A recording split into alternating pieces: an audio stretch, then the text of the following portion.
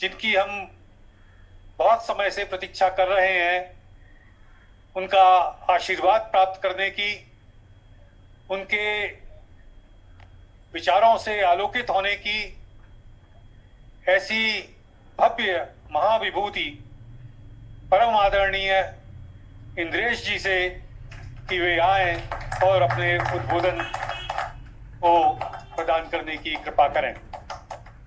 माननीय श्री इंद्रेश जी।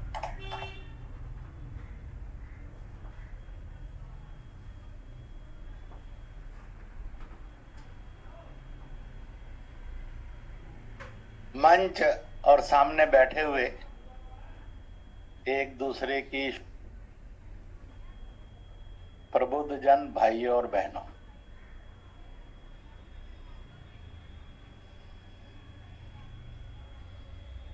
कोई 13-14 वर्ष पूर्व की घटना है। मैं काठमांडू में था। 2 प्रधानमंत्री और मैं एक साथ कुछ विषयों को लेकर बैठे थे। एक आज हैं और एक स्वर्गवासी हो चुके हैं। जो आज हैं वो शेर बहादुर देववा हैं, जो अब नहीं है वो सूर्य बहादुर थापा थे। उन्होंने स्वयं होकर एक सुंदर सी बात प्रारंभ की। एक श्लोक है, उत्तरम यत् समुद्रश्चैव हिमाद्रेश्चैव दक्षिणम वर्षम तद भारतम नाम भारती यत्र संतति।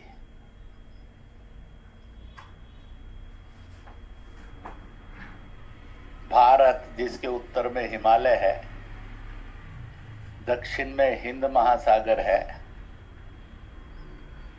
उसकी संतति हम सब भारतीय कहलाते हैं। कभी चीन से प्रभावित माओवाद नेपाल में पनप गया है, वो कहेगा कि यह श्लोक भारत का विस्तारवाद है, इसलिए हम नेपाल से इसको खारिज करते हैं।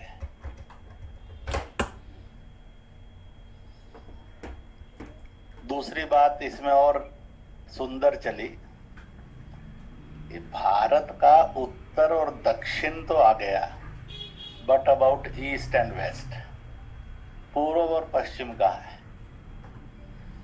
तो उसी चर्चा के अंदर इतनी देर में 2-3 वहां के विद्वान भी आ गए थे। उनको पहले से सूचना थी। तो हिमालय का केंद्र बिंदु कैलाश मानसरोवर, उससे अगर पूर्व की तरफ जाएंगे तो लगभग इंडोनेशिया तक, ऑस्ट्रेलिया के पास पहुंच जाता है। और पश्चिम में जाएंगे तो कैस्पियन सागर से पूर्व यानी फारस खाड़ी, पर्शियन ब्लॉक, ईरान, इराक आदि, वहां तक हिमालय की श्रृंखलाएं हैं। और अगर समुद्र से जाएंगे तो इंडियन ओशन, हिंद महासागर, इसका भी ये अंतिम छोर है। ये कहते हुए वहां एक जो बहुत श्रेष्ठ विद्वान थे, उन्होंने कहा, विद माई नॉलेज, महाभारत युद्ध होने के बाद जब युधिष्ठिर राजसूय यज्ञ करने के बाद राजा बने, तो सांस्कृतिक रूप से इस भूखंड के वो राजा घोषित हुए थे। जब कभी अखंड भारत की या महाभारत की या महान भारत की चर्चा करते हैं या भारत की चर्चा करते हैं, तो एक गलती होने का भय रहता है। और गलती होने का भय ये रहता है कि ये ज्योग्राफिकली और पॉलिटिकली एक इकाई होगा, परंतु it should not be A correct, यह सच्चाई नहीं है। पॉलिटिकली और ज्योग्राफिकली ये मल्टी इकाई होगा, पर कल्चरली और सोशली यह एक इकाई होगा। आज जब हम हिमालय और हिंद महासागर की चर्चा करने के लिए आए हैं। हम अपने कंसेप्ट में कंफ्यूज ना हो कि पॉलिटिकली 54 देश और ज्योग्राफिकली 54 देश एक देश होगा और वो भारत होगा, इस कंफ्यूजन में नहीं जाना चाहिए।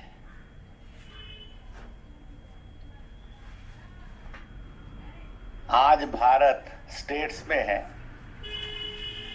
तो बिफोर 47 भारत स्टेट्स में नहीं था, भारत गणराज्यों में था। और भारत के अंदर जो भारत विभाजन के बाद अपने को मिला था, अंग्रेज रूल्ड भारत के अतिरिक्त 562 गणराज्य थे, स्टेट्स थी, प्रोविंशियली रूल्ड स्टेट्स थी। और जो भारत अंग्रेज छोड़कर गए उसकी स्टेट्स गिनेंगे जिनके ऊपर अंग्रेज ने कब्जा करके अपना राज्य स्थापित किया, वो भी मोर देन 400 थी। जो पाकिस्तान और बांग्लादेश यानी जो उस समय का पश्चिमी पूर्वी पाकिस्तान में चली गई, वो भी अप्रोक्सीमेटली 100 के लगभग थी। यानी उस भारत के पॉलिटिकल इकाइयां यह 1000 से ऊपर बनती थी, परंतु कल्चरली सोशली यह सारा भारत कहलाता था, पर पॉलिटिकल इकाइयां एक नहीं थी। ज्योग्राफी अलग अलग थी, परंतु अनेक देश नहीं कहलाते थे, पर अनेक गणराज्य जरूर कहलाते थे। और सॉवरेनिटी ऑफ हर गणराज्य की अपनी अपनी सॉवरेनिटी थी। तो पॉलिटिकल किंगडम की कल्पना वेस्ट ने भारत को दी, कल्चरल किंगडम की कल्पना हमने दुनिया को दी थी कि हरेक की स्वतंत्रता स्वायत्तता ये कायम रहेगी, परंतु अपना राजनीतिक और भौगोलिक विस्तार कोई नहीं करेगा, अपनी सीमाओं में रहेगा। इसलिए दुनिया में जब भी कन्फ्लिक्ट खड़े होते हैं, जब कोई राज्य ये सोचता है, देश ये सोचता है कि मुझे अपनी सीमाओं का विस्तार करना है, तो कन्फ्लिक्ट खड़ा हो जाता है। जब कोई देश और राज्य या वहां का प्रेसिडेंट, प्राइम मिनिस्टर या राजा, बादशाह ये सोचता है अपने वर्चस्व का विस्तार करना है, तो कन्फ्लिक्ट खड़ा हो जाता है। इसलिए फॉर ह्यूमन सोसाइटी के लिए आता है कि आप जिस भी कस्टम्स को, ट्रेडिशंस को, कल्चर्स को मानने वाले हैं, you follow your own, don't criticize the other. अगर आप आलोचना करेंगे तो संघर्ष जन्म लेगा। यू रिस्पेक्ट ऑल, अगर आप सबका सम्मान करेंगे तो सद्भाव जन्म लेगा। भारत ने जब ये मैसेज दुनिया में स्प्रेड किया वननेस, इसी मैसेज को वसुदेव कुटुंबकम, वर्ल्ड इज वन फैमिली माना गया है। और वर्ल्ड इज वन फैमिली, इसका अनुभव 150 पौने 200 वर्ष पूर्व अमेरिका के शिकागो विश्व धर्म सम्मेलन में दुनिया ने फिर किया था। सभागार बहुत बड़ा था, 7000 से अधिक की सीटिंग कैपेसिटी थी। अमेरिका के महिला और पुरुष थे, नौजवान भी थे, बुजुर्ग भी थे, और नाना प्रकार के दुनिया के देशों के लोग भी आए हुए थे। स्वामी विवेकानंद अनइनवाइटेड गेस्ट थे वहां, क्योंकि दुनिया के बुद्धिजीवी, धर्मों के और ज्ञान के विशेषज्ञों की जब सूची बनी थी तो उसमें इनका नाम नहीं था। परंतु ये तो जन्मे बिल्ला थे। स्कूल पढ़ने पर इनको नाम मिला नरेंद्र, एजुकेशन पूरी करके जब ये सन्यास की तरफ बढ़े तो विविदिशानंद कहलाए, और अकस्मात जब ये संदेश हिमालय रॉक पर, कन्याकुमारी पर उनको आया हिमालय से कि अब तुम्हारा काम जो है विश्व के आधार पर है, इसलिए तुम जाओ, तब इनके सहयोगियों ने, स्पोर्टर्स ने महाराजा खेतड़ी के नेतृत्व में कहा कि स्वामी जी ये नाम बड़ा कठिन लगता है और गड़बड़ हो जाती है, तो then he had given a new name जो दुनिया में आज प्रचारित है, विवेकानंद। उसी नाम से वो विदेश यात्रा पर गए। जो एक चिट्ठी थी वो गुम हो गई, तो इसलिए एड्रेस भी मालूम नहीं, आदमी भी भूल गया, अब जाएं कहाँ। तो रात भर भटकते रहे, सुबह होते होते एक लैंप पोस्ट के नीचे बैठे थे, सामने की बंगले के अंदर की महिला ने देखा एक कोई हिंदुस्तानी सन्यासी बैठा है, वो गई, क्योंकि उसने सुबह जागते देख लिया तो कई घंटे हो गए थे, तो उसके पास आ गए, जेंटलमैन परिचय किया, ले गई। तब उनको पता लगा कि ये इस शिकागो के विश्व धर्म सम्मेलन में है और इसको बुलाया नहीं गया है, तो ये आ गया है। तो उनको उस पर प्रति ममता आई, उसके प्रति सम्मान आया, एक अट्रैक्शन जन्मा, और उसके सारन जो है उसने अप्रोच किया, और अप्रोच करने के बाद जो आयोजक मंडल थे उनके पास ये पहुंच गए और उनको अनुमति मिल गई। अनुमति में संकट ये खड़ा हो गया, इस नौजवान को टाइम टेबल में फिट कहाँ किया जाए।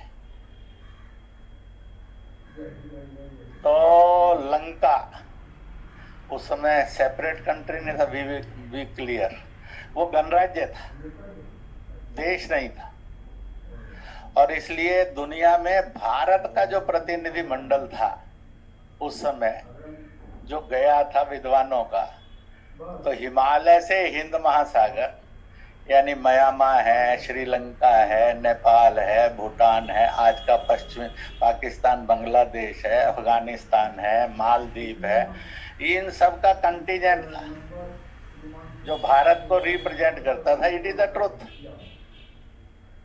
इस ट्रुथ के कारण आज झगड़ने की जरूरत नहीं है। उस समय भी ये गणराज्य थे, आज भी ये राज्य और देश हैं। परंतु संकट आता है कि जब वर्चस्व के लिए कुछ किया जाता है तो झगड़ा पक्का होता है। घर में पति पत्नी में वर्चस्व की बात आ जाए तो तलाक पर जाती है या झगड़े पर जाती है। बच्चों में और पिता में वर्चस्व की थन जाए तो घर का विभाजन हो जाता है। तो ये जो डोमिनेशन है, वर्चस्व, always leads to the conflicts होता है। तो उसने कहा कि जो मुझे समय दिया गया है उसका 50% आई सरेंडर टू दिस युवा, इस यूथ को मैं सरेंडर करता हूँ। तो इसलिए उनका 7.5 मिनट का समय था, 4 मिनट उन्होंने इसको सरेंडर किए। अब वो 4 मिनट सरेंडर करके इनका एडजस्टमेंट हो गया और 4 मिनट्स का भाषण तय हो गया। अब उसमें भी 0 आवर जब शुरू होने वाला था उससे पहले लास्ट वक्ता थे उस सेशन के। अब उन्होंने खड़े होकर मानवता का जो संबोधन किया, जिसको भारतीयता दुनिया कहती है। America and the world present in this hall, my dear brothers and sisters.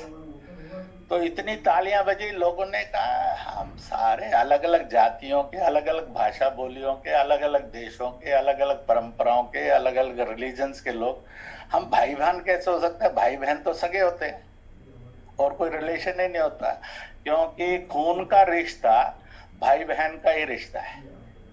ईश्वरीय रिश्ता ही भाई बहन का रिश्ता है। और इसलिए कौन माता पिता होंगे और कौन उनकी संतान होगी और ये संतान भाई बहन कहलाएगी, ये आदमी डिसाइड नहीं करता है, ये ऑलमाइटी डिसाइड करता है। इसलिए इसको ईश्वरीय और रक्त का रिश्ता कहते हैं। उसने कहा ये दुनिया के अंदर के सब कन्फ्लिक्ट्स रिमूव करने वाला रिलेशनशिप इसने उसमें हमें कहा। इतनी तालियां बजी, 3 मिनट से अधिक तक तो तालियां बजती रही, और घड़ी वालों ने कहा Mister Vivekananda, you have only 1 minute. तो जब 1 मिनट उनको कहा गया, तब फिर वही खड़े हुए बौद्ध सन्यासी, उन्हें कहा I surrender my total time. तो उनको 3 मिनट और मिल गए, और उनका 4 मिनट का ही भाषण है। और उस 4 मिनट के भाषण के बाद पहले सारी दुनिया ऐसे जा रही थी, सब आगे थे और विवेकानंद सबसे पीछे थे। और उसके बाद सबने अर्धवृत्त कर लिया, अबाउट टर्न कर लिया। विवेकानंद आगे थे, बाकी सारी दुनिया उनके पीछे पीछे थे। यह जो कल्चरल वैल्यूज है, उसके कारण भारत विश्व गुरु कहलाया।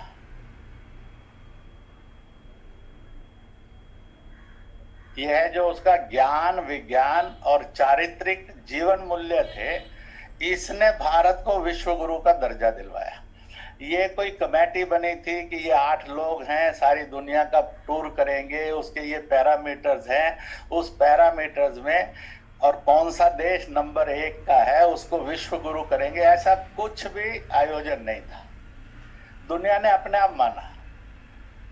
और ये कल्चरल वैल्यूज कितनी स्ट्रॉन्ग थी, इन 54 देशों में वो कल्चरल वैल्यूज एग्जिस्ट करती है। जब सेकंड टूर में विवेकानंद फिर से अमेरिका गए और यूरोप जाने वाले थे, तो एक क्राइसिस खड़ा हुआ। जहां ये ठहरे थे, most beautiful girl, women of the America, वो उनको मिलने के लिए आई।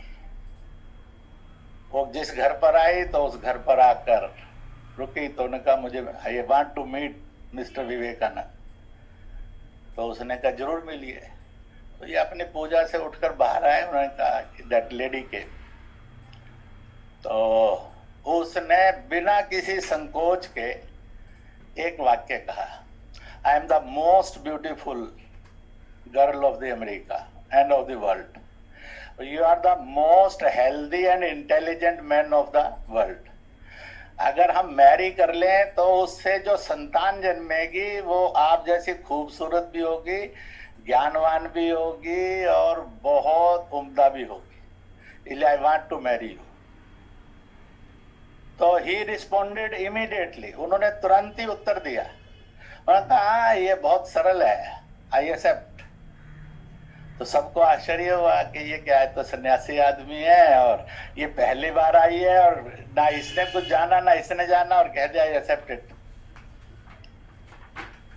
नाउ सी द आंसर, जिसके कारण भारत कल्चरली, ज्ञान, विज्ञान और चरित्र में विश्व गुरु कहलाया। और वो कल्चरल वैल्यू कौन सी थी? उन्हें कहा madam it is so simple, you accept that I am your son, you are my mother. From today our relation is that you are mother, I am your son। मेरे जैसे में तो कुछ ना कुछ घट जाएगा, अब तो मैं ही सीधा हो गया, तो इसलिए you would have to me as a son। तो आपके पास most beautiful and intelligent as you thought, वो बेटा तुम्हें मिल गया है। भारत अपने ज्ञान की, विज्ञान की परंपराओं में और चरित्र की परंपराओं में विश्व गुरु कहलाया। विश्व को उसने ये दिया था। अभी 5-6 साल पहले और एक अमेरिकन डेलीगेशन आया हुआ था, वो कुछ अपने काम से आया था। तो dialogue with minorities, Muslim and Christian, आज हिंदुस्तान में और दुनिया में प्रसिद्ध हो गया कि मैं माइनॉरिटी का कल्चरल एम्बेसडर हूँ। इसलिए कहीं मैं जाता हूँ तो जैन समाज के लोग, सिख समाज के लोग, मुस्लिम लोग, बौद्ध लोग दुनिया से आते हैं। वो पता नहीं नाम उनके पास होता है और जरूर मिलने आ जाते हैं। ऐसे मुझे बहुत फेस करना पड़ता है, आनंद रहता है। मैंने उनको कहा कि आपका नासा का विज्ञानशाला, वैधशाला, यह तो धरती का रिसर्च करते, धरती को जानते जानते जानते जानते और ये अभी चंद्रमा पर गया है और चंद्रमा क्रॉस नहीं हो रहा है, तो मंगल पर, बुध पर, शुक्र पर, शनि पर तो आप कभी गए ही नहीं, तो आपको दूरियां कैसे पता लगी जब आपने नापी नहीं? From where you came? उसने कहा ईमानदारी से बता देते हैं, जो भारत के ग्रंथ है, भारत ने इन दूरियों को नापा हुआ है। हमने बताया कि भारत तो और सांपों का और जैसे भिखारियों का देश है, आपको इतना बदनाम किया और हमने वो सारा चुराया और अपनी मोहर लगाकर माल बेचा। इसलिए वो कहावत है गांव गांव के अंदर, भैंस उसी की जिसके हाथ में लाठी, लाठी जिसकी भैंस। तो सारा ज्ञान उनका हो गया था। अब क्यों दे दिया उनको ज्ञान हमने? इसलिए दे दिया कि हमने पहले ये तय किया कि हम बहुत मूर्ख लोग हैं, बहुत ही खराब लोग हैं, हम हो ही नहीं सकते ऐसे। तो ये सारा क्षेत्र जो 54 देशों का है, इसके जीवन मूल्य कंज्यूमरिज्म के नहीं है, भोगवाद के नहीं है। सर्वे भवन्तु सुखिना सर्वे संतु निरामा के, सब सुखी हो और सब स्वस्थ हो, इसके हमने ये थोड़ी कहा ये साला चोर है, डाकू है, बदमाश है, गुंडा है, बेईमान है, हिंसक है, राक्षस है, इसको छोड़कर सब सुखी हो, ये हमने नहीं कहा दुनिया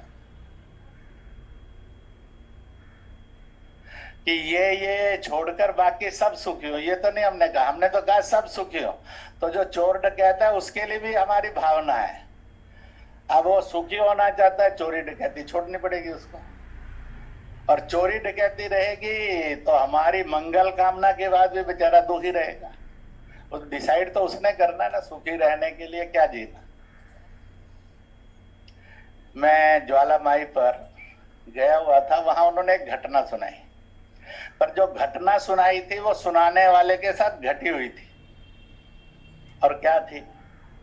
क्योंकि माँ सबको देती है, इसको आदत थी जेब काटकर जो जेब में से दूसरी के निकलता था उससे जिंदगी चलाता था। 20-25 दिन ये जेब कटी नहीं। माँ के दरबार में कहा, माँ तेरा बेटा आया इतने दिन से भूखा है। उन्होंने कहा, ये कई चीजें सुझाई उसको, उसने कहा माँ कुछ नहीं आता, इतना निकम्मा हूं, एक ही हुनर आता है जेब काटना, कुर्सी से रोटी लेता रहा हूं, बाकी तो कुछ भी आता नहीं। तो माँ ने कहा तथास्तु, भाई तू रोटी किस लिए चाहता है? माँ 2 समय की रोटी मिल जाए, रहने की जगह मिल जाए, सब काम आराम से हो जाए।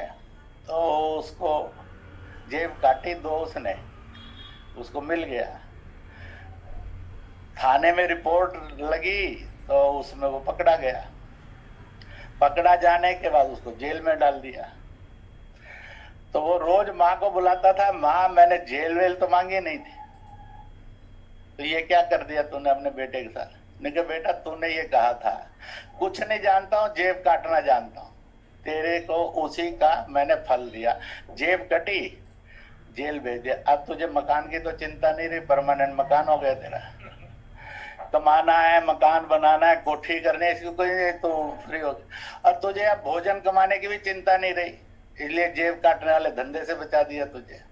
यहाँ अपना सुबह शाम मैंने वो मीनो बना हुआ है, उसके अनुसार मिल जाता है। लोगों के बीच में रहे तो मैंने जितनी तुम्हारी इच्छाएं थी, क्योंकि मैं तो माँ हूं, और तुम्हारा रिफॉर्म और तुम्हारी इच्छाएं मैंने एक ही झटके में पूरी कर दी। उसने कहा कि ये मेरा प्रत्यक्ष दर्शन है। जब मैं जेल में था तो उस समय मैं इतनी जोर जोर से रो रो कर चिल्लाता था, माँ माँ माँ। तो उसने मुझे दर्शन देकर कहा, देख बेटा, माता को माता इसीलिए नहीं होती है कि मेरा तो पूत भी पूत है, तो मैंने I solve your all the problems. अब तू आराम से रहे, जब तू ठीक हो जाएगा बाहर आ जाना, नहीं तो आराम करता रहे, तुझे क्या प्रॉब्लम है? तो इसलिए हम अपने ज्ञान विज्ञान चरित्र और जीवन मूल्यों में कितने श्रेष्ठ थे कितने श्रेष्ठ होना चाहिए और कितने श्रेष्ठ हैं, तो ये जो सारा भूगोल है, इसके देश खत्म नहीं होंगे, देश रहेंगे। उनकी राजनीतिक सत्ताएं भी रहेंगी, राजनीतिक सत्ताएं खत्म नहीं होंगी। पर ये कहां लिखा है कि सबने झगड़ कर रहना चाहिए, कॉन्फ्लिक्ट्स में रहना चाहिए? फ्रेंडली क्यों नहीं रह सकते? अगर हमारा जीवन मूल्य समान है, कल्चरल हैबिट्स हमारी समान है, तो हम फिर दुनिया को भी रास्ता दिखा सकते हैं ना। इसलिए ये समान कल्चरल हैबिट्स का फोरम बनता है।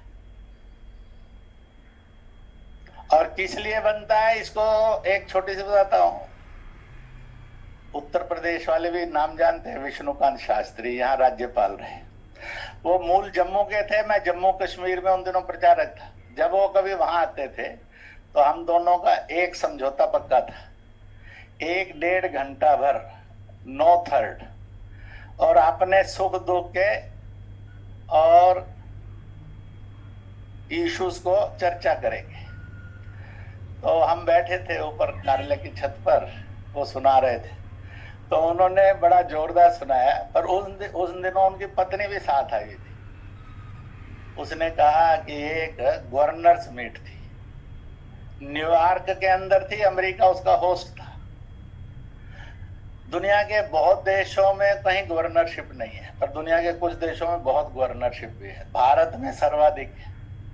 ये एलजी है, 8-9 यूनियन टेरिटरीज के और 27 प्रदेशों के गवर्नर भी है। इधर उधर कोई हो गया तो 1 को 2 का चार्ज भी मिल जाता है।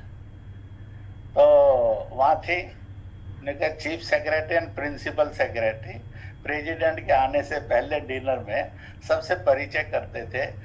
तो भगवान की दया से बड़े खूबसूरत थे दोनों। शास्त्री जी थोड़ा लंबे थे, पत्नी उनकी थोड़ी सी छोटे कद की थी, पर खूबसूरत बहुत थे। तो वो आए, ये 4-5 गवर्नर और उनकी पत्नियां बातें कर रहे थे और चाय पी रहे थे, सूप चाय ऐसा। तो उसने शास्त्री जी से पूछा, उनकी पत्नी की तरफ इशारा करते हुए, विच नंबर, बस इतना ही शब्द था। शास्त्री जी को पिकअप नहीं हुआ ये क्या पूछ रहा है। उसने फिर पूछा विच नंबर, तो उसने साथ में कर्नाटक के कहाँ के गवर्नर खड़े थे और श्रीलंका के, उनसे पूछा, he is asking which number. नहीं शास्त्री जी आपको नहीं समझ में आया? उन्होंने कहा नहीं, क्योंकि पूछ रहे हैं ये बीबी कौन से नंबर की है। अब तीसरी है कि चौथी है, छठी है? आप मुझे बताओ, भारत में ये प्रश्न कोई पूछेगा कभी? हो भी गलती से दूसरे तीसरी तो भी नहीं पूछेगा। और उन्होंने कहा कि उसने ओपनली पूछ रहा है वो। तो which is possible there, it is not never possible here. इसलिए नारी की अभिव्यक्ति और जीवन चरित्र की अभिव्यक्ति में बहुत बड़ा अंतर है।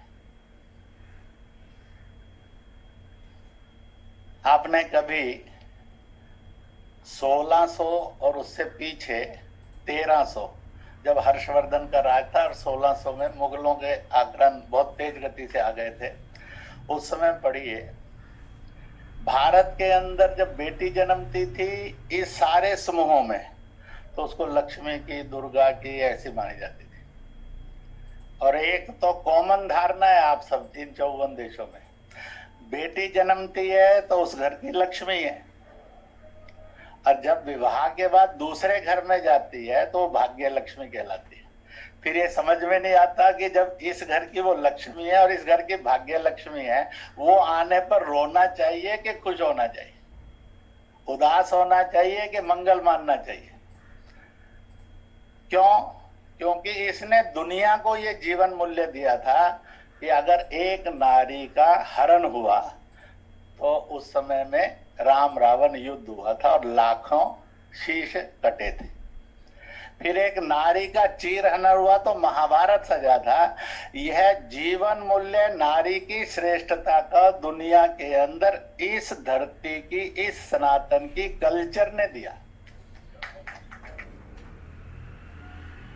और मैंने जो 1300 से 1600 कहा, तो आज आप जाकर उस समय सारे यूरोप में एक मूवमेंट चल रहा था, उस मूवमेंट का नाम था विच हंट।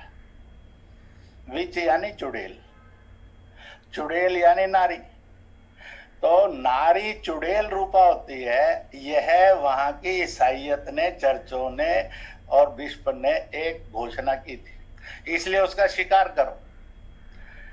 कुछ लोग 60 करोड़ तक कहते हैं, पर ज्यादातर में 8 करोड़। उस 300 वर्ष में 8 करोड़ से अधिक नारियों को चुड़ैल मानकर मारा गया था। It is Europe.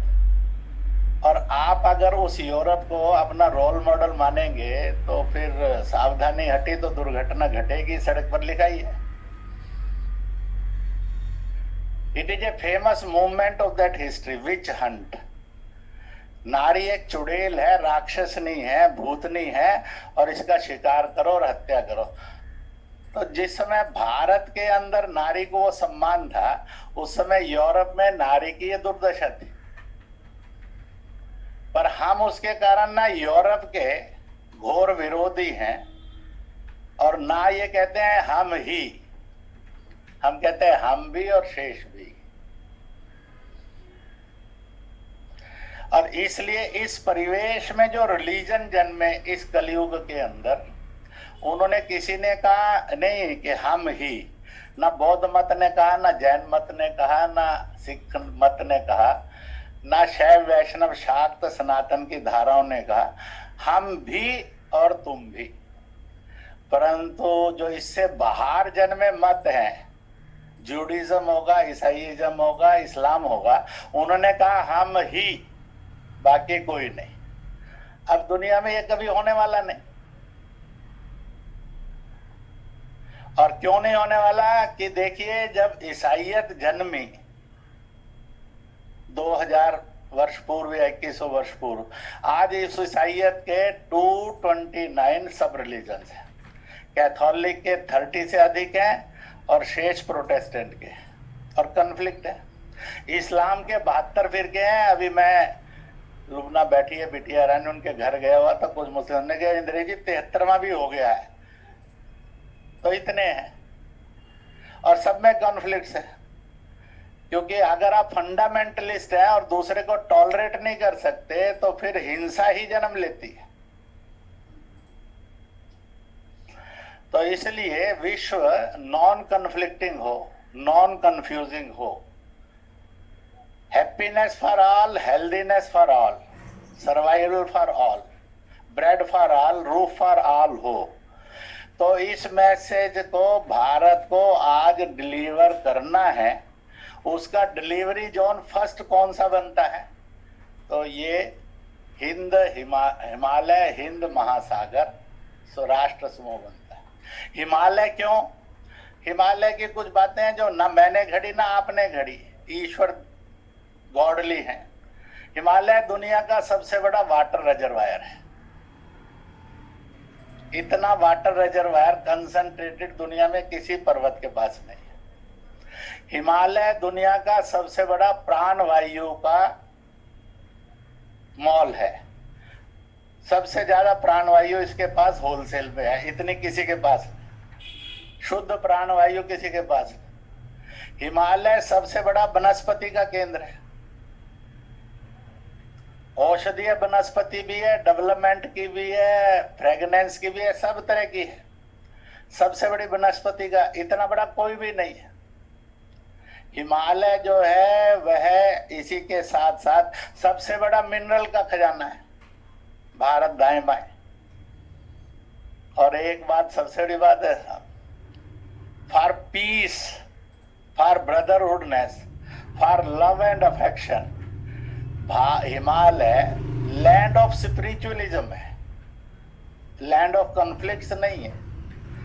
अगर दुनिया के किसी भी धर्म के, जाति के किसी भी विद्वान को चाहिए कि उसको जानना है ऑलमाइटी को, तो आपने कभी ये सुना कि चलो भाई अमेरिका के पहाड़ों में और जंगलों में चलते हैं, रूस चीन के चलते हैं, इंग्लैंड के या अरब तुर्किस्तान के चलते हैं, इजराइल के चलते हैं? दुनिया के सब लोग जब उससे तार जोड़ना चाहते हैं तो एक ही धरती है और एक ही पर्वत है कि भारत के जंगलों में, सनातन के जंगलों में और हिमालय में चलो। किसी को साधना करते सुना आज तक आपने कहीं? तो इस सारे सत्य को हम समझें और उसको जीने की आदत बनाए, और यह उसका फर्स्ट समूह बनता है। एक छोटा समूह बनता है 1857 का, जब ब्रिटिश हुकूमत का वायसराय कलकत्ता के अंदर आकर बैठा। उसके पीछे हिंदुस्तान का नक्शा लगा था, 83 लाख स्क्वायर किलोमीटर। उसका एक सिरा तिब्बत था, दूसरा सिरा हिंद महासागर का मालदीव श्रीलंका था, तीसरा सिरा उसका रंगून था, चौथा सिरा उसका अफगानिस्तान था। दुनिया के अंदर जितने आक्रांता है, किसी ने नहीं लिखा कि any invader invaded Afghanistan, Nepal, Bhutan, Sikkim और बांग्लादेश और पाकिस्तान, ये तो थे ही नहीं, या फिर सिलोन को और म्यांमार पर किया। सबने कहा साहब आक्रांता है, भारत पर हमला किया, तो फिर इतनी बड़ी ज्योग्राफी गुलाम कैसे हो गई? क्योंकि भारत एक कल्चरल आइडेंटिटी थी और हम इतने अधिक पॉलिटिकल आइडेंटिटीज में थे, परंतु वो किस रूप में थे? हम, यह आइडेंटिटीज जो थी, ये विविधताएं थी, यह ब्यूटी थी, कॉन्फ्लिक्ट्स नहीं थे, ये विभाजन नहीं था, विविधताएं थी। जैसे मेरे और आपका शरीर है, इसके कितने प्रकार के अंग हैं और कितने प्रकार के आकार हैं उनके, और कितने प्रकार के उनके अलग अलग काम है, परंतु कोई ये थोड़ी कहेगा आंख देखकर ये नरेश कुमार है, पूरी बॉडी को कहेगा, और बॉडी फुल ऑफ वैरायटी है। इसलिए भारत ने दुनिया को ये कहा कि देखिए साहब, हम ईश्वर से एक हैं, मदर अर्थ से एक हैं, परंतु हम खिलेंगे वैराइटीज के रूप में, ये कॉन्फ्लिक्ट्स नहीं है। दुनिया के अंदर जब अल्ट्रा लेफ्ट आया, अल्ट्रा वेस्ट आया, उसने कहा साहब ये कॉन्फ्लिक्ट है, गॉड ने तो जो धरती दुनिया बनाई है वो फुल ऑफ कॉन्फ्लिक्ट्स है, हम इसको एक करेंगे। भला इससे बड़ी मूर्खतापूर्ण सोच कैसे और क्या होगी? ये भारत की सोच नहीं थी, इस हिमालय की सोच नहीं थी। और इसलिए हिंद महासागर अगर देखेंगे आप, it is the biggest trade route of the world in sea, और मोस्ट सेफ रूट था ये। इसलिए हिमालय का रूट था सड़क मार्ग से सिल्क रूट, और समुद्री मार्ग से बिगेस्ट व्यापार का रूट था हिंद महासागर। तो इसलिए ये दुनिया के दो बड़े रूट्स थे जिनसे व्यापार होता था, इन्हीं से सामाजिक सांस्कृतिक आदान प्रदान होते थे। इसलिए यहाँ की लड़की वहां विवाही गई, वहां की लड़की इधर विवाही गई, नो प्रॉब्लम। ना कन्फ्लिक्ट ऑफ रिलीजन था, ना कन्फ्लिक्ट ऑफ ज्योग्राफी था, ना कन्फ्लिक्ट ऑफ लैंग्वेज था। तो इसलिए मन में आया उस भारत को जानना और उस भारत को समझना और उसको जीना। इसलिए एक उसकी आकृति है धनुष आकृति में, ऊपर हिमालय, नीचे की आकृति में एक धागा है जो हिंद महासागर है, इसके बीच के हम 54 देश। तो मेरी कई जगह चर्चा होती रही, तो फिर मैंने फैंस में भी की, इनको धीरे धीरे जम गई, समझ में आ गई, और दे अडॉप्टेड दैट प्रोजेक्ट। ऐसा है कि इस सारे को अंग्रेज ने अल्ट्रा लेफ्ट और अल्ट्रा वेस्ट यूरोपियन ताकतों ने बांट दिया था, इसलिए इसके 5-6 टुकड़े कर दिए थे। हम नालायक बटे रहे, और बढ़ते बढ़ते तो भारत भी मूल बांटते चले गए। तो आगे भी एशिया, आर्य व्रत, जम्बूद्वीप, ये कभी एक होकर कितना है साहब, 40% ऑफ द पॉपुलेशन है। इसलिए in population we are the biggest contingent. और बाकी मैंने आपको बताए हम मल्टी रिलीजियस होकर भी विदाउट कन्फ्लिक्ट्स थे और विदाउट कन्फ्लिक्ट्स हो सकते हैं। मान लो इस्लाम में भी चला गया होगा, उसको यही तो बताना है भाई, तू सोच, तेरे बाप का नाम, दादे का नाम, परदादे का नाम, चढ़दादे का नाम, लक्कड़ दादे का नाम, सड़दादे का नाम, सड़ दादे का नाम, तो साहब मैं और आप ही तो मिलेंगे, और कौन मिलेगा।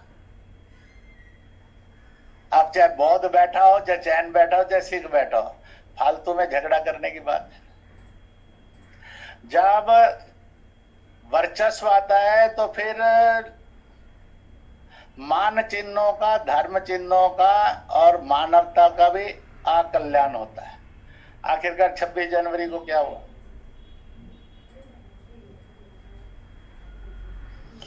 वो खालिस्तान मूवमेंट ना सिक्खी की है, ना सिख की है, ना गुरुओं की है, ना गुरु घर की है, वो किसी की एजेंसी है। ये चेहरा एक प्रकट हो गया, अच्छा है, सॉल्व हो जाएगा इस बात। कोविड-19 चीन ने अगेंस्ट ह्यूमन रेस एक बायो वेपन तैयार किया।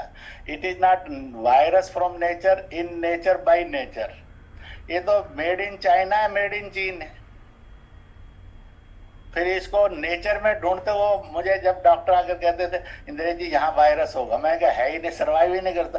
बना ही आदमी से है और आदमी से आदमी में जाता है, वो एटमॉस्फेयर में सर्वाइव ही नहीं कर सकता, मर जाता है।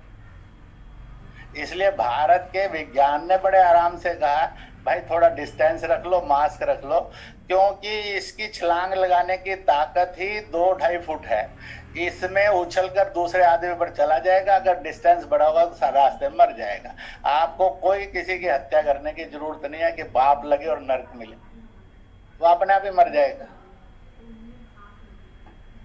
अब उसने पूरी मानव जाति में हाहाकार मचाया, पर देखो ब्लेसिंग इन डिस्गाइज कैसी होती है।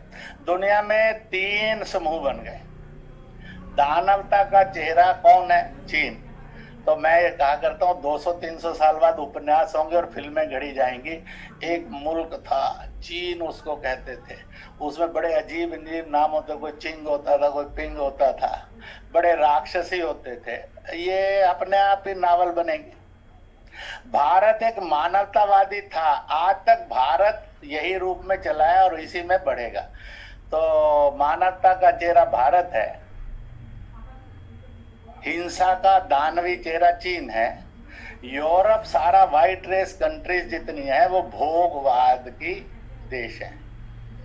हो गया ना वर्गीकरण। आपको इतना बड़ा गुड करेक्टर सर्टिफिकेट मिल गया, क्योंकि ये था ही आपका, तो दुनिया छीनने में लगी हुई थी, दुनिया को देना पड़ा। और इसके अगेंस्ट हमारे, जहां मैं दिल्ली में रहता हूँ, कार्यालय तो अंडर कंस्ट्रक्शन है, तो वहाँ एक महिला ऑफिसर है, वो मुझे कहती थी कि उनकी माँ 87 इयर्स ओल्ड है, पर अजीब सी श्रद्धा है उसकी भारत में और मोदी में। तो ये जब कोविड-19 का शोर मचा तो वो कहती थी देख, भारत राम है और मोदी उसका हनुमान है। ये जो मानवता पर कह रहा है, ये एक दिन संजीवनी ले आएगा और यही संजीवनी लाकर पूरी दुनिया की मानवता को बचाएगा। और वो वैक्सीन कोई नहीं बना सका बेचारा, भारत ने बना दी। अब बना दी तो खुशियां मनानी चाहिए, या मुझे और आपको जेलियस होकर कहना चाहिए कि नहीं साहब, भारत इसे ऐसा लायक हो ही नहीं सकता। अब जिनकी बदकिस्मती ऐसी है उनका क्या करें, प्रार्थना कर सकते हैं। आपने देखा होगा ना, क्रिश्चियन मत में कई मतों के अंदर टेलीविजन में प्रेयर्स आती हैं, ये बीमार है इसके लिए प्रेयर की जाती है, इसको दिखता नहीं इसके लिए प्रेयर की जाती है, गरीबी हट जाए प्रेयर की जाती है। सद्भावना, हम भी प्रेयर करेंगे ऐसे लोगों को कुछ ना कुछ सद्बुद्धि आ जाए भारत में। तो इसलिए यह जो हम हैं, राजनीतिक रूप से हम मल्टी समूह है, भौगोलिक दृष्टि से भी हम मल्टी समूह है, पर कल्चरली हम एक समूह है। और कल्चरली एक समूह होने के कारण हमारी सोशल रिलेशनशिप सारी जगह थी। इसलिए आप जाएंगे तो यहाँ के लड़के लड़कियों के विवाह कहीं थाईलैंड में, कहीं इंडोनेशिया में, पुराने इतिहास में खूब मिलेंगे। अफगानिस्तान तिब्बत में भी मिलेंगे। नेपाल तो बड़ा साझा सा है साहब, कितना झगड़ा झगड़ा करते लड़ाई देते रहे, आज भी रिश्ते पक्के कायम है। जमीन से तो रिश्ते को उखाड़ नहीं सकता, हवा में बनाने से वो बहुत सरवाइव नहीं करेंगे, परंतु लगे हैं क्योंकि थोड़ा सा हम लड़ लेंगे तो चीन को नेपाल खाने में और भूटान खाने में सरलता हो जाएगी, और अगर लड़ाई बंद कर देंगे तो चीन को कैलाश मानसरोवर छोड़ के चला जाना पड़ेगा। फैसला हमने करना है कि वो हमें खाए कि हम उससे मुक्त हों। अब चीन का इस अध्यात्म से क्या लेना देना जो कैलाश मानसरोवर उसको अपना लेना है। उसने कौन सा नाक पकड़कर आंखें बंद करके 3 दिन तक उपवास करके साधना करके ईश्वर से रिश्ता जोड़ना है, वो उसके कल्चर में ही नहीं है, उसका जीन ही नहीं है, तो वो क्या करेगा, उसका डीएनए नहीं है ये। तो इसलिए इनको सोचने की बात है।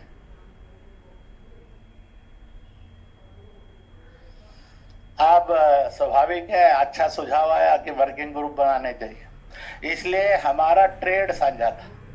हम एक दूसरे के यहाँ ट्रेड करने जाते थे, हम कल्चर लेकर जाते थे, इसलिए विद रिस्पेक्ट दे कल्चर की मूल हाईएस्ट वैल्यूज इस भूखंड भारत की थी, इसलिए यहाँ तक था कि आप गंगा जल ले गए तो लोग उसको पवित्र मानकर छूने आते थे, और ऐसी कथाएं आपको इतिहास में खूब मिलेंगी।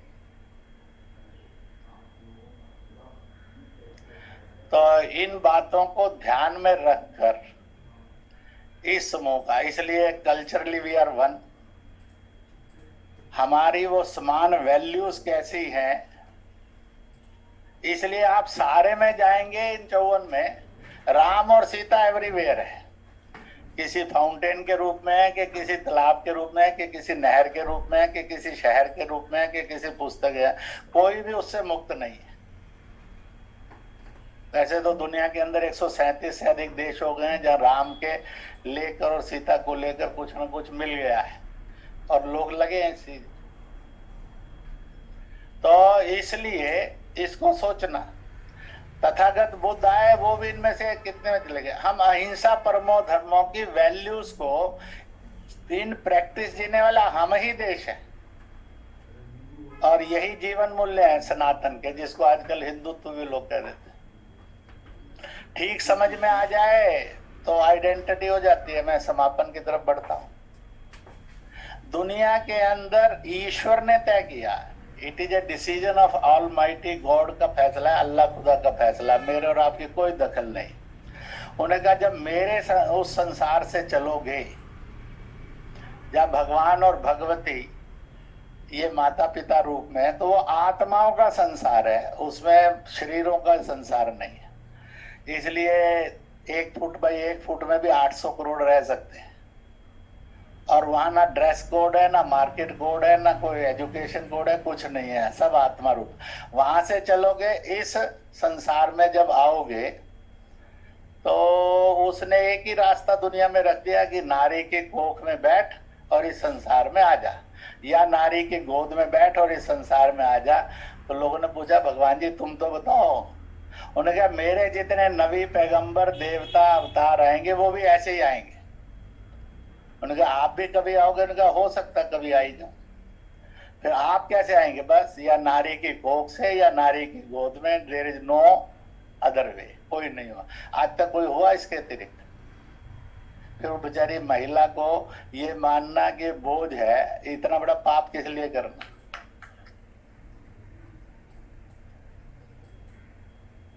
जब ये एक है, और यहां आकर पहचान कौन सी होगी?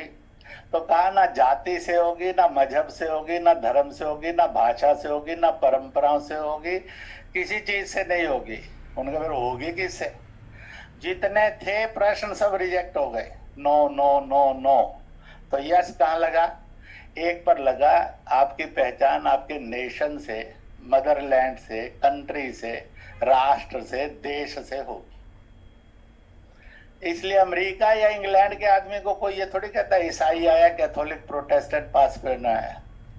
रूस चीन के आदमी को कोई बौद्ध या ईसाई थोड़ी कहता है, अरब तुर्किस्तान के कोई मुसलमान थोड़ी कहता है। ये माना जाता है साहब ये ब्रिटिश है, ये अमेरिकन है, ये जापानी है, ये चीनी है, ये रशियन है, ये अरबी है, ये तुर्की है। अब बाकियों के पास एक एक दो दो नाम है। अपने यहाँ पर एक बहुत सुंदर पद्धति थी, बच्चा जन्मा और किसी की बुरी नजर ना लगे, इसलिए हिंदुस्तान के अंदर एक फैशन था कि हर बच्चे, जन्मने वाले बच्चे के लिए जो भी रिश्ता है वो अपना अपना जोड़ता था। दादी कहती थी ये मेरा बड़ा गोल मटोल है, नानी कहती थी ये मेरा बड़ा और टिंकू है, वो कहती, उसके 8 10 15 नाम हो जाते थे। अब किसी ने नजर भी लगानी है तो किस नाम को नजर लगाएगा? टिंकू को लगाएगा कि चिंटू को लगाएगा कि लड्डू गोपाल को लगाएगा? इसलिए इतने सारे रिश्ते यहाँ थी। अब इतनी बड़ी साइंस हमारे आचरण में इतनी थी,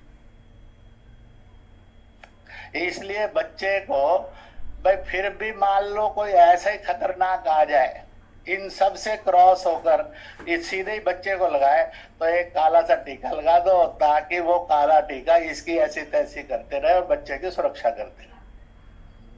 अब ये एक बहुत बड़ी साइंस थी, रिसर्च थी जो भारत में हुई, सक्सेसफुल रिसर्च। आज तक है, किसी ने चैलेंज नहीं किया इसका, कहे कि नहीं ये दोषपूर्ण है। कोई आर्टिकल हो, कोई रिसर्च हो तो बताओ। तो इसलिए हमें आर्यव्रत कहा गया, इसलिए करोड़ों कहते हैं आप आर्य हैं साहब। हमें भारतवर्ष कहा गया, करोड़ों कहते हैं आप भारतीय, भारतवासी। हमें हिंदुस्तान कहा गया, करोड़ों कहते हैं आप हिंदुस्तानी हैं। हमें हिंद दी चादर, हिंद कहा गया, आप हिंदू हैं, करोड़ों कहते हैं। अब एक लेटेस्ट फैशनेबल नाम मिल गया इंडिया, सारे दुनिया कहते हैं आप इंडियन हैं। अब साहब इंडियन को, हिंदू को, हिंदुस्तानी को, भारतीय को, भारतवासी को, आर्य को, वो मैं और आप ही हैं, और कोई नहीं है। It is the truth. हम मल्टी लिंग्विस्टिक भी हैं, मल्टी रिलीजन भी है, मल्टी कास्ट भी है, परंतु विदाउट कॉन्फ्लिक्ट भारत को बनाना और इस समूह को बनाकर बाकी दुनिया दर्जा दे ही रही है। अब हमने इतना वैक्सीन बना लिया कि 10-15 लाख को हो गया, 20 लाख कितना हो गया, और दुनिया के 100 से अधिक देशों को दे दिया। We are the only nation जिसने इस बीमारी के समय में बिजनेस नहीं किया, मानवता का जीवन मूल्य प्रतिष्ठित किया। फिर भी अपने को लगेगा ये नहीं साहब अमेरिका बड़ा अच्छा है, हम बड़े गधे हैं। तो इस हिमालय और हिंद महासागर के इस चमत्कार को जो ईश्वर ने, अल्लाह ने, खुदा ने, गॉड ने, वाहेगुरु ने हम पर प्रकट किया है, उसको जानना और जीना। इसलिए हम किसी के ऊपर अपने साम्राज्य लादने के लिए नहीं है। इसलिए राम राज्य के बाद और युधिष्ठिर के राज्य के बाद उनकी घोषणा पहले थी, जितने भी जहां जहां छोटे और बड़े राज्य हैं उन सब की अपनी स्वतंत्रता रहेगी और वो अपने नियमों में और जीने में पूर्णतः स्वायत्त होंगे। कोई तीसरे दूसरे के ऊपर वर्चस्व के लिए नहीं जाएगा। इसलिए आपकी मौलिक स्वायत्तता और स्वतंत्रता की रक्षा करना मेरा धर्म है। तो सारे दुनिया के राजाओं को लगा कि एक रक्षक मिल गया है, सबने मान लिया, प्रभु रामचंद्र की हो गया। क्यों? He given an guarantee to everybody कि आपकी इंडिपेंडेंस और सॉवरेनिटी की पूरी हिफाजत की जाएगी। नहीं तो सबको ये होता है कि यही हजम कर लेंगे और लूट लेंगे तो क्या होगा हमारा। उन्होंने कहा हम नहीं करेंगे और किसी को करने नहीं देंगे। इसलिए हम धर्म सत्ता माने गए, मानवता की सत्ता माने गए। We are guarantee for all, और हम स्वयं से नहीं करेंगे, इसका आश्वासन हमने दिया। तो जिन जीवन मूल्यों को प्राथमिक रूप में 5-7-10 देश और होंगे किनारे किनारे पर जो अभी इसमें नहीं आए होंगे। मैं आज गोलोक जी को कह रहा था धीरे धीरे उनको भी डाल लेना भाई, तो उसको डाल। अब चीन का सोचना डालना कि नहीं, आता तो नहीं। तो मैंने एक लंबा सा समय लेकर बहुत सारी बातें आप सबके सामने कही।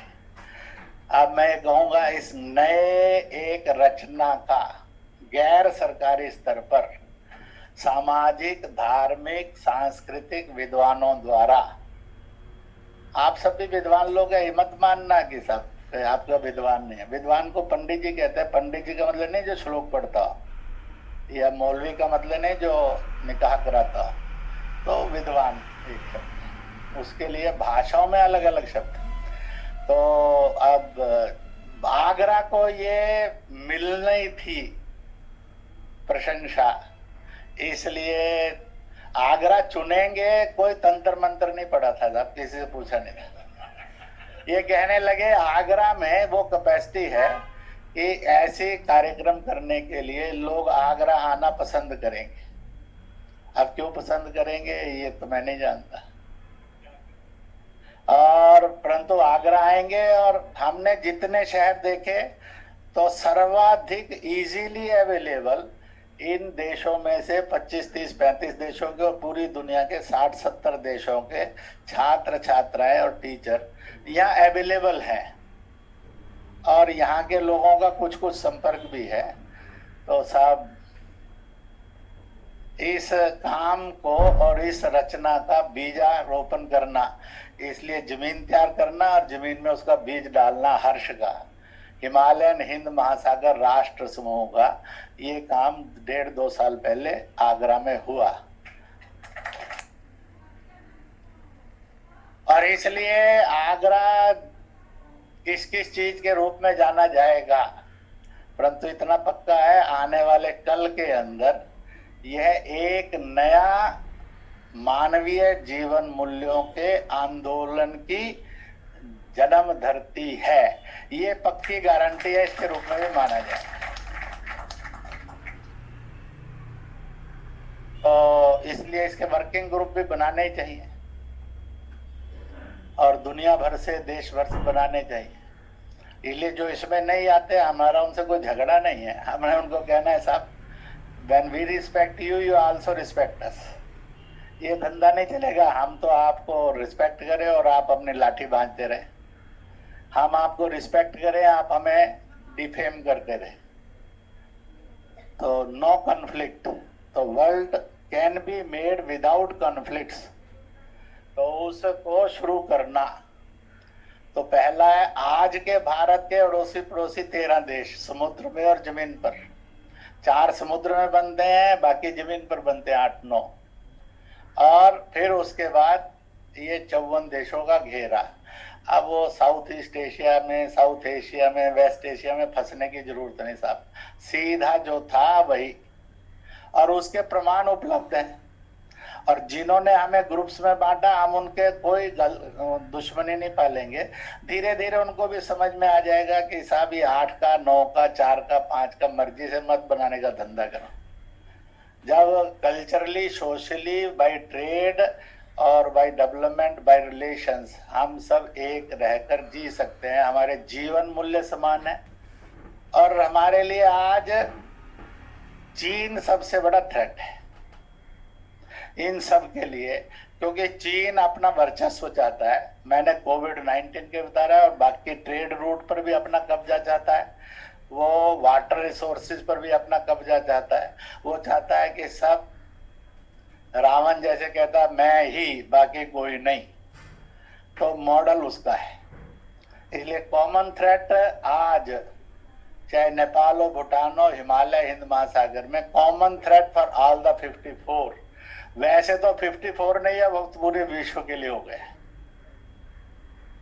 तो इन सब बातों को ध्यान में रखकर, और ये 2 दिन का सम्मेलन चलेगा, और इस 2 दिवसीय सम्मेलन के अंदर मुझे ये लगता है कि जो चीजें निकलेगी, पहली पुस्तक आई है, आगे भी आएंगी, तो इन सब से ज्यादा है। इन चीजों को ढूंढेंगे तो आपको गली मोहल्ले गांव के अंदर बुजुर्गों से बहुत सारी चीजें ऐसी बातों बातों में मिल जाएंगी।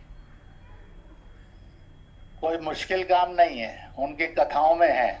उनकी कथा जीवन और मृत्यु के बारे में सबसे चोटी और सबसे सुंदर कथा है, जो हम में से हर एक ने बुजुर्ग से सुनी है। एक था राजा एक थी रानी, दोनों मर गए। भाई राजा होगा या रानी होगी, इससे बड़ा कौन होगा? एक दिन वो भी मर जाएंगे, कहानी खत्म हो जाएगी। ये अटल सत्य है। इसलिए खामखा झगड़ा डंडा काहे को करना है? ये कमा, इसको लूट, उसको लूट, इसको मार, इसका छीन, एक जरूरत नहीं है। इस छोटी कहानी में जन्म से मृत्यु तक का और जीवन का पूरा संदेश इस कहानी में वो सुनाया करते थे। सुनाते बड़े मजे से थे, लंबा सा वाक्य बनाकर। एक था राजा, हम छोटे छोटे बच्चे थे तो बुजुर्ग ऐसे ही बिठा कर रहते। फिर एक थी रानी, दोनों मर गए। हम सोचते थे बाबा जी हर बार यही कहानी सुनाते हैं, पर बाबा जी ने भी सुनाई, बाबा जी ने भी सुनाई। तो जब थोड़े से बड़े हुए, थोड़ी अक्ल दौड़ाई, तब ध्यान में आया जीना और मरण मृत्यु इसका टोटल सम इस कहानी में है।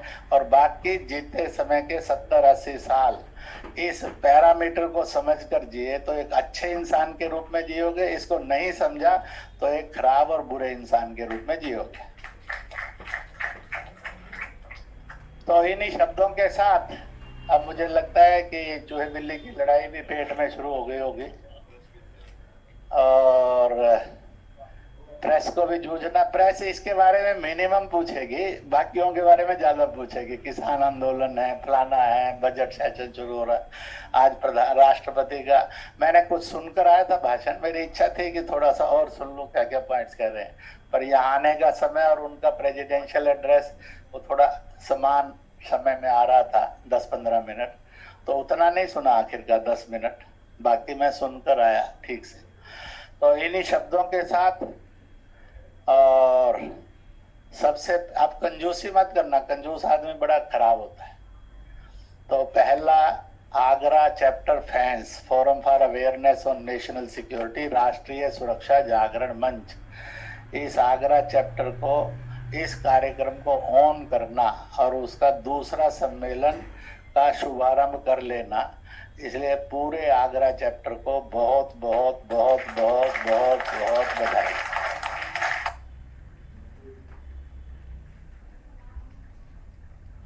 बधाई भी आपने लेनी है, तालियां भी आप ही ने बजानी है, क्योंकि बाकी कोई है ही नहीं बुलाया हुआ। और दूसरा, जो भी प्रमुख लोग अपना समय निकाल कर आए और इस अवधारणा के साथ इन ट्यून हुए, तो सब बिजी लोग हैं, तो इसलिए व्यस्तता में से भी इस सर्वोत्तम कार्यक्रम में आए, तो उनकी व्यस्तता में से जो कटा होगा वो खराब नहीं हुआ होगा, मोर ब्यूटीफुल हुआ होगा, मोर फुल ऑफ फ्रेगनेंस हुआ होगा। इसलिए अपने सारे अतिथियों को भी बहुत बहुत बहुत बहुत बहुत बहुत बधाई। अब जो बच गए में जो बैठे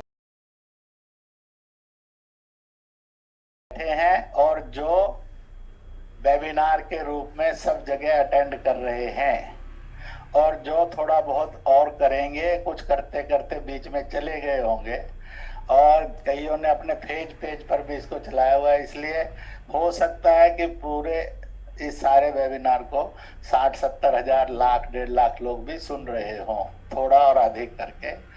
उन सबको भी बहुत बहुत बहुत बहुत बधाई है।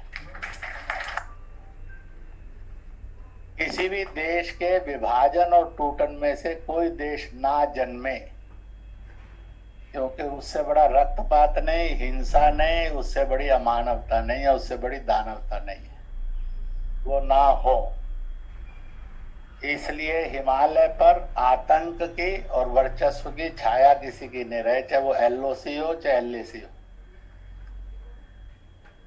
हम ये तो नहीं कहेंगे पाकिस्तान तेरा बेड़ा गर्क हो, पर ये तो कहेंगे कि भाई जो POJ के है और बाल्टिस्तान है वो तो दे दे, वो तो 47 में हमारा था। और चीन को इतना तो कहेंगे कि एक्साई चीन और मानसरोवर हमें दे दे और लासा छोड़ दे। तो इसलिए उसमें उसको छोड़ दे, ना तुम्हारा ना तुम्हारे बाप दादाओं का है, हमारा और हमारे बाप दादाओं का है। तो ये मांगना कोई गलत नहीं है, इस बात को उठाना, nothing is wrong in that. और इन्हीं शब्दों के साथ आप सबको बहुत बहुत बहुत बहुत शुभकामनाएं, बहुत बहुत बधाई।